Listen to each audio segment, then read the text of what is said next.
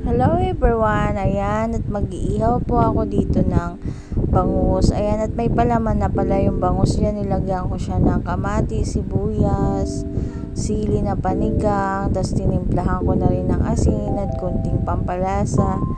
Ganun na rin sa tilapia, kaya napakasarap niya pag naihaw na. Ayan at iniihaw ko na siya dyan. Tapos ito at naghain na rin kami ng aming panghapunan. So ang hapunan po namin ay budol fight. Ayan, napakasarap ng hapunan namin kagabi.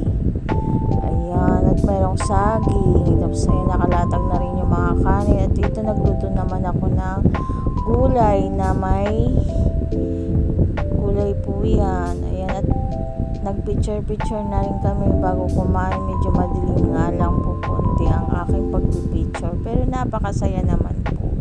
Ayan, at umaga naman, nagsaing kami dyan. Doon kami kumain ng agahan sa aking tito. Ayan, at nagsaing ako ng kanin.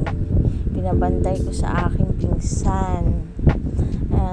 Ayan ang aming almusal. Yung natira naming na panghapunan nung gabi, dinala ko sa kanila para pag-almusaran namin. At yan ang ulam namin. Merong tahong, merong nilagang talong, talbos ng kasoy, at may mga inihaw na talong din, pusit, tilapia, tsaka bangus.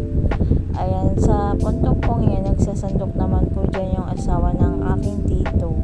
Mainit-init pa ang aming kanin.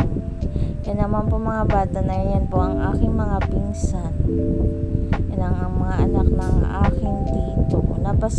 Napakasarap kumain dyan sa kanilang lugar kasi tahimik, maaliwalas, at saka malamig. Ayan, at hawak naman ng aking tita yung talbos ng kasoy. Tuwang-tuwa siya sa talbos ng kasoy. Yan ang inulam namin. Masarap daw po kasi yan. Yan. So, kakain na po kami dyan sa punto na yan. Napakasarap ng salo-salo ang pamilya. Paminsan-minsan, kailangan mo rin magsaya dahil alam nyo naman po, ang buhay natin ay weather lang yan. Ayan, tuwang-tuwa naman po ako dito sa bunga ng kamyas ng aking uncle. Ayan, at hitik ang kanyang bunga mula baba hanggang taas ng puno ay malalaki ang bunga ng kamyas. At ito, nagpiprito rin naman ako ng aming pang merienda, turon.